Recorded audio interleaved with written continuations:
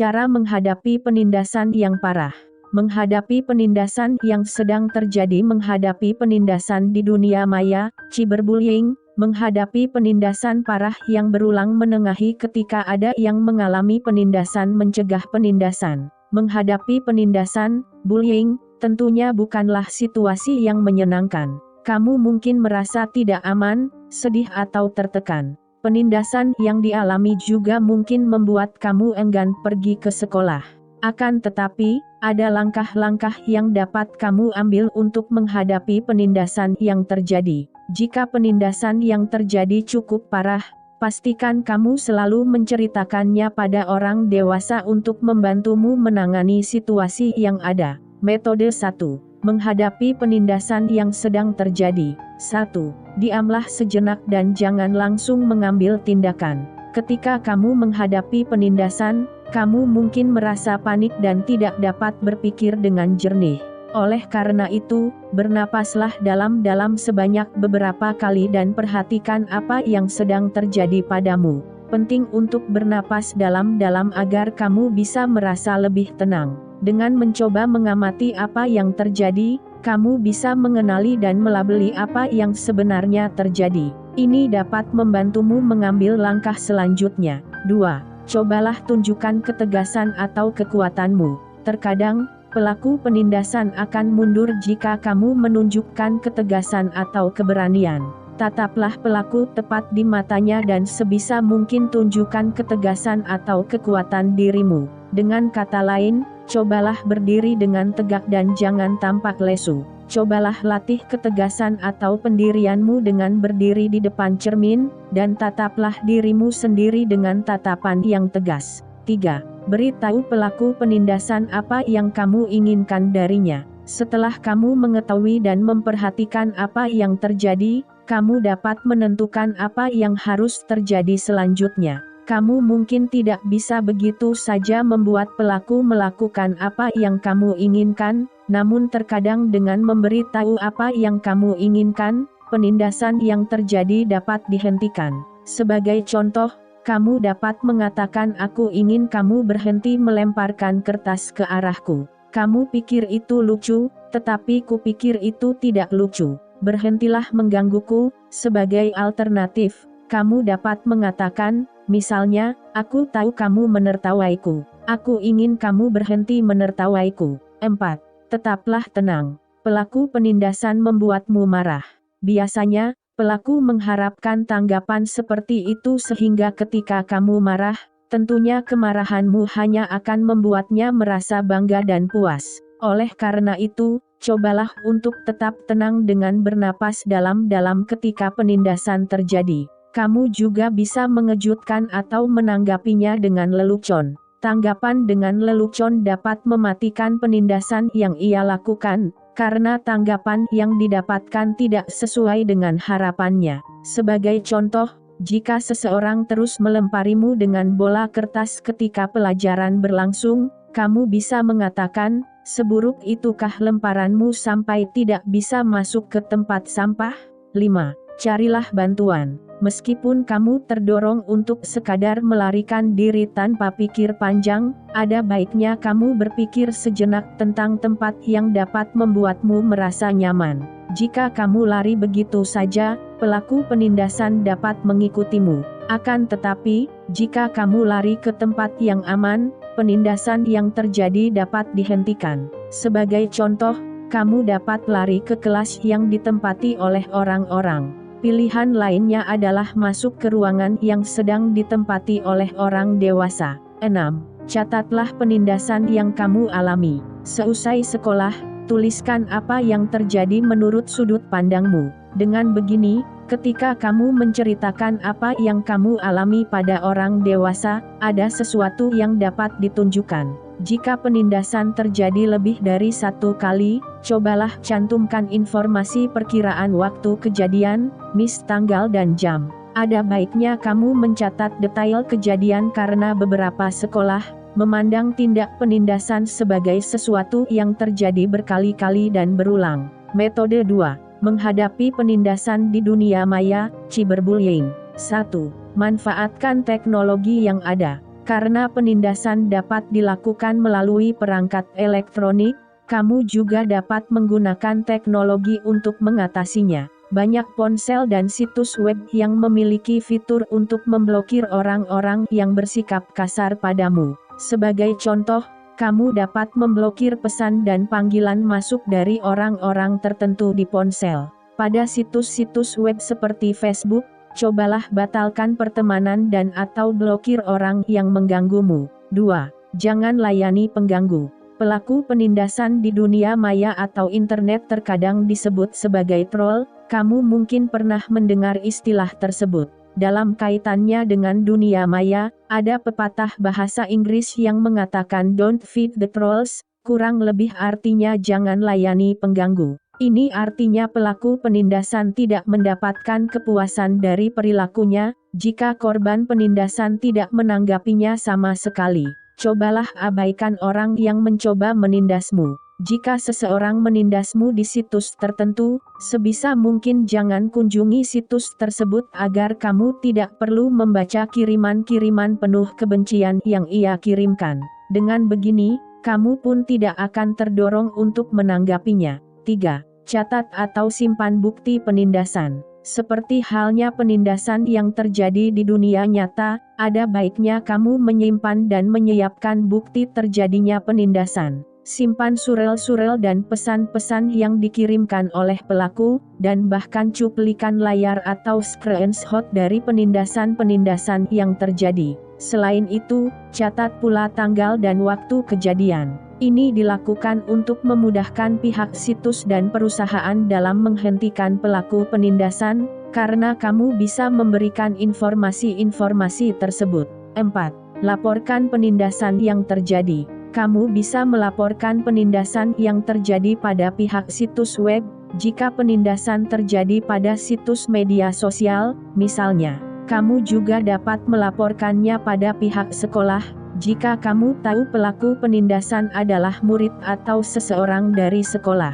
Jika penindasan yang terjadi lebih parah, pelaku mengirimkan fotomu yang dirasa tidak senonoh, kamu dapat melaporkan pelaku pada polisi. Pastikan kamu memiliki bukti ketika kamu melaporkannya. 5. Jagalah keamananmu sendiri. Jangan pernah menyebarkan atau memasang informasi pribadi di internet. Sebagai contoh, jangan cantumkan alamat rumah atau nomor teleponmu. Penindas dan penyerang lainnya dapat menggunakan informasi tersebut untuk mencarimu, sehingga pastikan kamu sebisa mungkin tidak banyak memberikan informasi pribadi pada orang-orang yang mungkin memiliki niat buruk padamu. Metode 3. Menghadapi penindasan parah yang berulang. 1. Beritahu orang dewasa. Jika kamu mengalami penindasan, penting untuk segera memberitahu seseorang yang bisa kamu percaya. Bicaralah pada guru, pelatih, atau orang tuamu. Sudah menjadi tugas mereka untuk turun tangan dan membantumu menghadapi pelaku penindasan, sehingga pastikan kamu memberitahu mereka. Berbicara pada orang dewasa merupakan hal yang baik dan penting untuk dilakukan, terutama jika kamu mengalami penindasan secara fisik, atau merasa bahwa ke depannya pelaku penindasan akan bersikap lebih kasar atau agresif. 2. Mintalah mereka membantumu membuat rencana. Orang dewasa dapat membantumu menghentikan penindasan. Ia juga dapat membantumu membuat rencana untuk menghadapi situasi yang melibatkan adanya penindasan. Mintalah mereka untuk memberitahumu dan mengajarimu cara menghadapi pelaku penindasan.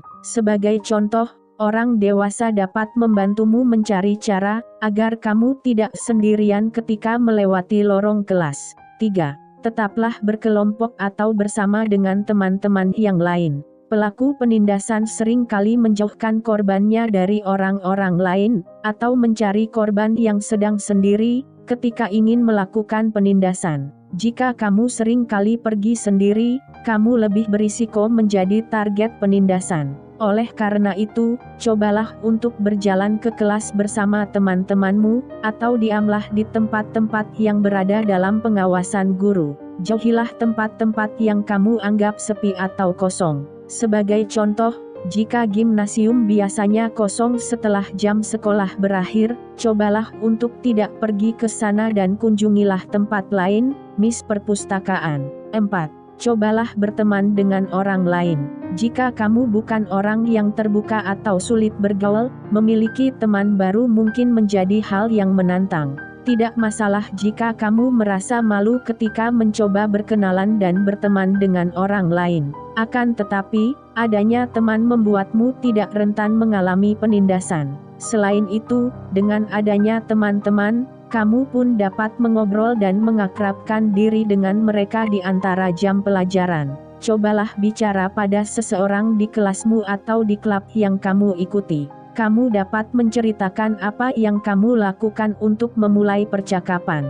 Sebagai contoh, kamu bisa mengatakan, "Hai, namaku Upin. Salam kenal." Soal-soal latihan matematika ini susah, ya biasakan untuk berbicara atau mengobrol dengan orang-orang yang sama. Seiring berjalannya waktu, kamu akan lebih mengenal mereka. Sebagai contoh, jika kamu melihat seseorang di kantin, tanyakan apakah kamu boleh duduk bersama mereka. Kamu bisa mengatakan, "Hai, kita teman sekelas, loh, kemarin kita sempat mengobrol tentang soal latihan yang sulit. Boleh aku duduk denganmu?" Salah satu cara untuk mengenal seseorang adalah dengan mendorongnya untuk menceritakan tentang dirinya sendiri. Cara terbaik untuk melakukannya adalah dengan menanyakan pertanyaan padanya. Kamu dapat bertanya tentang apa yang ia sukai atau keluarganya. Kamu juga dapat bertanya tentang mata pelajaran kesukaannya atau aktivitas yang biasa ia lakukan untuk bersenang-senang.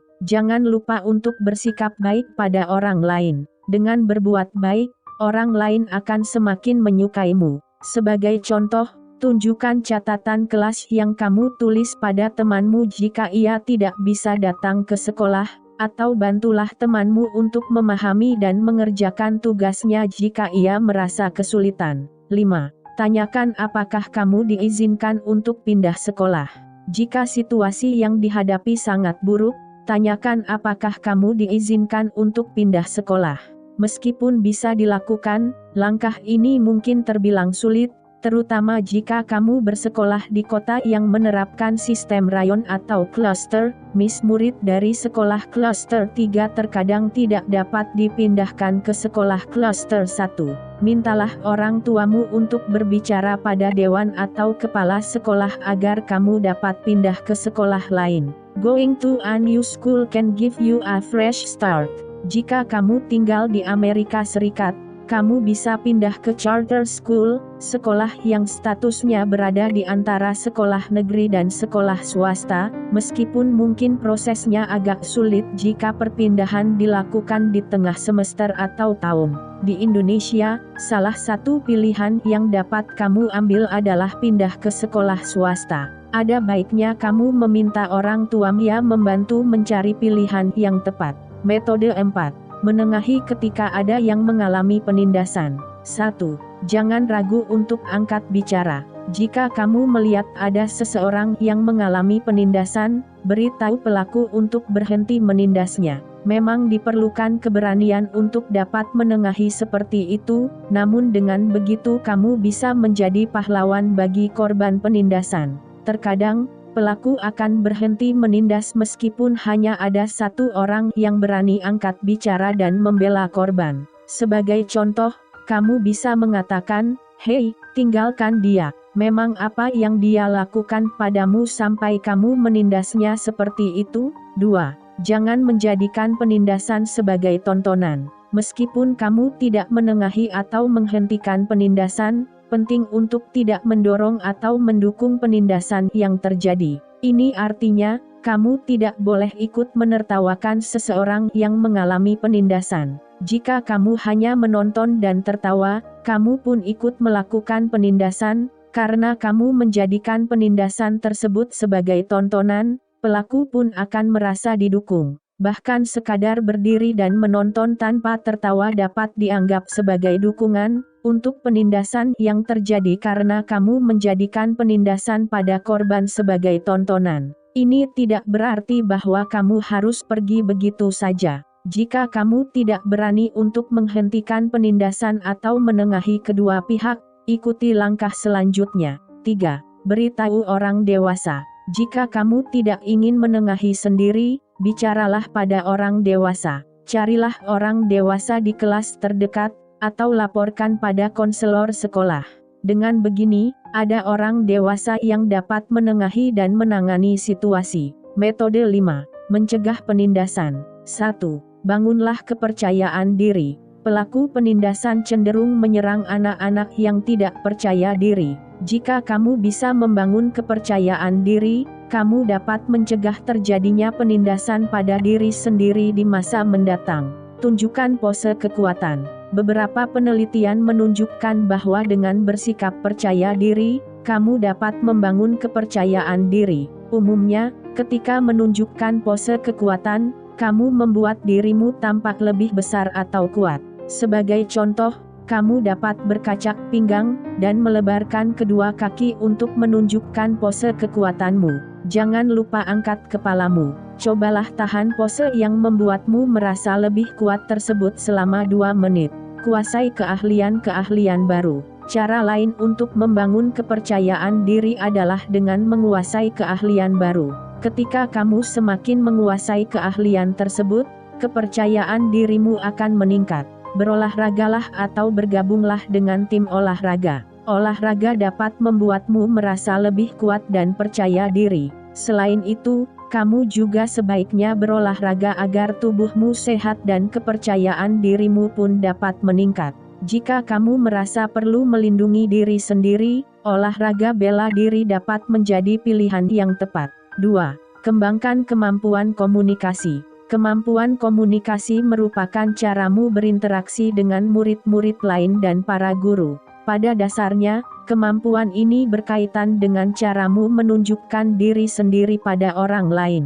Jika kamu memiliki atau menguasai kemampuan dasar komunikasi, orang akan memandangmu sebagai sosok yang lebih tegas. Ini artinya, kamu mampu meyakinkan dan percaya, serta berani berbicara untuk diri sendiri. Semakin tegas dirimu, semakin kecil kemungkinan untuk mengalami penindasan. Ketegasan mencakup kemampuan untuk berbicara pada orang lain untuk menunjukkan keinginanmu, tanpa bersikap kasar. Sebagai contoh, daripada mengatakan, "Kenapa kamu memberiku tugas yang menyebalkan?" kamu bisa mengatakan, "Bolehkah aku membersihkan penghapus papan tulis minggu depan?" Dengan berkomunikasi secara tepat, kamu bisa memberikan ide-ide awal, menanyakan pertanyaan dengan ramah, dan bahkan memberikan dukungan. Sebagai contoh, ketika temanmu berhasil mengerjakan sesuatu, kamu bisa mengatakan, "Kamu hebat, kerja bagus."